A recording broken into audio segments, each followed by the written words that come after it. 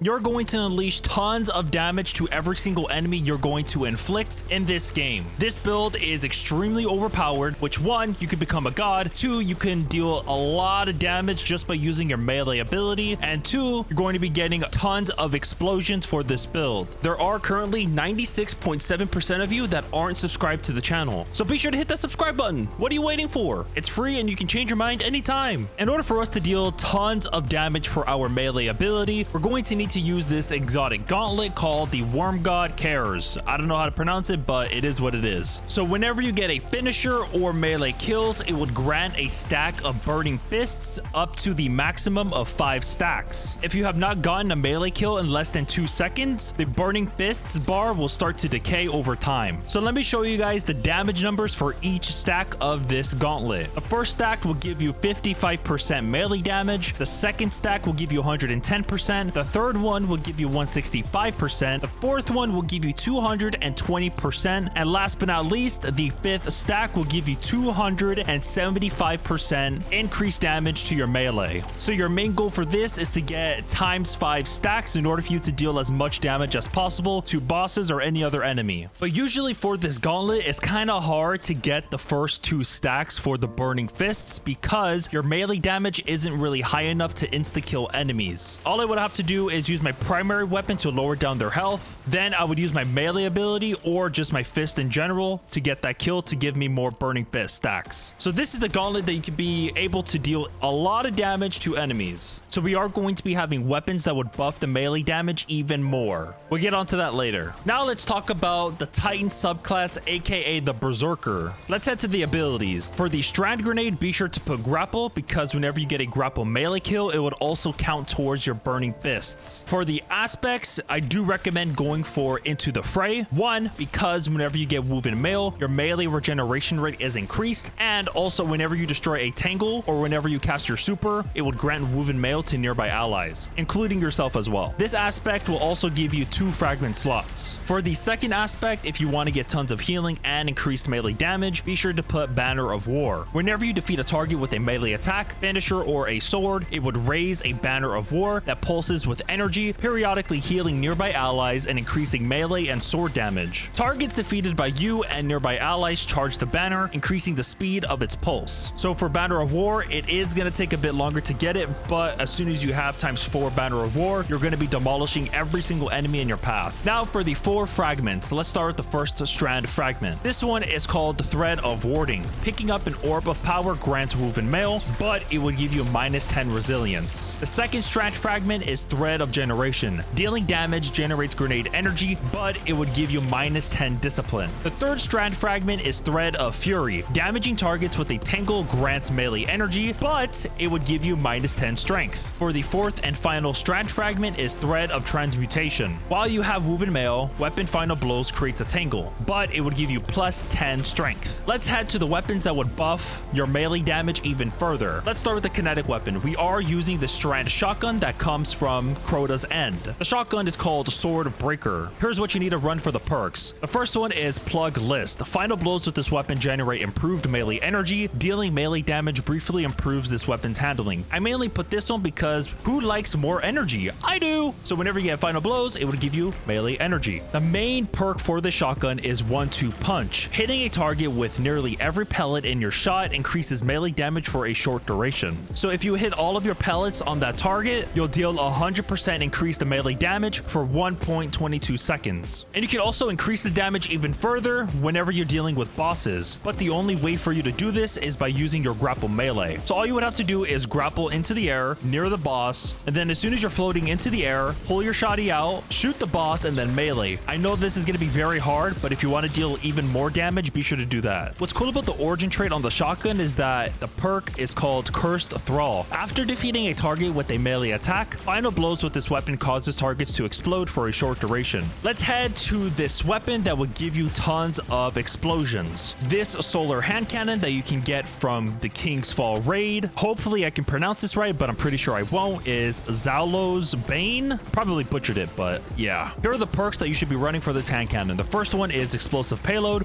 Projectiles create an area of effect detonation on impact, and it also improves reload. And the main one for this hand cannon is Incandescent. Defeating a target spreads spreads a longer lasting scorch to those nearby. More powerful combatants and opposing guardians cause scorch in a larger radius. Now onto the power weapon that will increase our melee damage even further. The perk is called Scientific Method. Damaging an opponent temporarily increases speed and handling. And the intrinsic trait is called Repulsor's Force. This weapon emits a powerful impulse that pushes enemies away, and here's the best part, it will suppress their abilities and makes them more vulnerable to all incoming damage. So for the vulnerable part, I do believe it would give you a 30% damage increase to anything on that target, in which case we are using the melee ability, so it would increase that by 30%. I do recommend going for the catalyst, but it really isn't that important, but it would help you for your ammo. All it would do is that it would increase your ammo reserves, so instead of you having 4 in the mag, you're now going to be having 7. Now let's head to the seasonal artifact mods. Let's start with the solar hand cannon. This one will allow you to get radiant whenever you get solar weapon precision hits or rapid solar weapon final blows. The second one will allow you to proc scorch to targets that are unscorched, but you would have to use a solar weapon and you would have to be radiant. Last but not least, whenever you're radiant, solar precision final blows causes combatants to ignite. This artifact mod will allow you to combine solar and strand siphon into one. So that's what we're going to be using for our armor mods for the helmet. These two artifact mods will help you with your strand shotgun. Picking up an orb of power grants strand weapons unraveling rounds, aka it would give you anti-barrier rounds for that shotgun. The second one, whenever you damage an unraveled target with a weapon, it would occasionally spawn a threadling. So let's talk about which champions can you stun.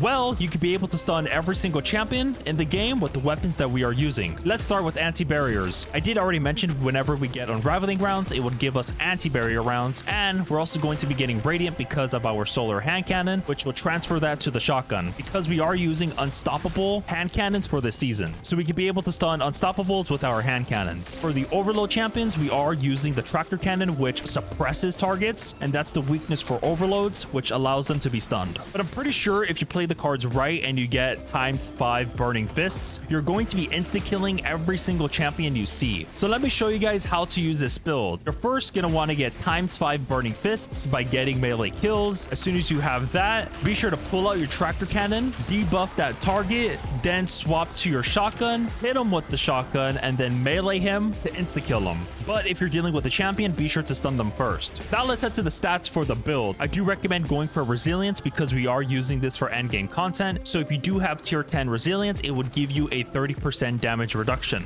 And for the second stat, I'm using discipline, which will allow me to decrease the cooldown for my grenades, so I can just keep on grappling meleeing most of the time. So let's just say you have tier 10 discipline. For the default base cooldown for the grapple is 1 minute and 22 seconds. But if you do have tier 10 discipline, it would decrease the cooldown all the way down to 41 seconds. So if you do want to keep getting that grapple melee more often, be sure to get tier 10 discipline. And here are the armor mods for the build if you would like to copy it, but I do recommend checking it out in the link in the description, aka the dim link. It will take one press of a button and you'll have all of your armor mods lickety split. And the main thing I do want to mention is that for the gauntlets, I am using void dexterity, which will increase my ready and stow speed for void weapons, because I do realize that for swapping to your tractor cannon, it is pretty slow without this. So I just want to be quick with my swaps. And I am also using grenade kickstart to give me more grenade energy. And I also did realize that when I used melee kickstart, it wouldn't proc receiving more melee energy whenever I get a melee ability kill. So that's why I have grenade kickstart instead of melee kickstart. And for the helmet, it looks like you're seeing solar siphon, but I am using the seasonal artifact mod that would convert solar and strand siphon into one. So be sure to keep that in mind. If you found this video helpful, be sure to hit that like and sub button. I'll greatly appreciate it. I hope you guys have a good rest of your day, evening, or afternoon. Take care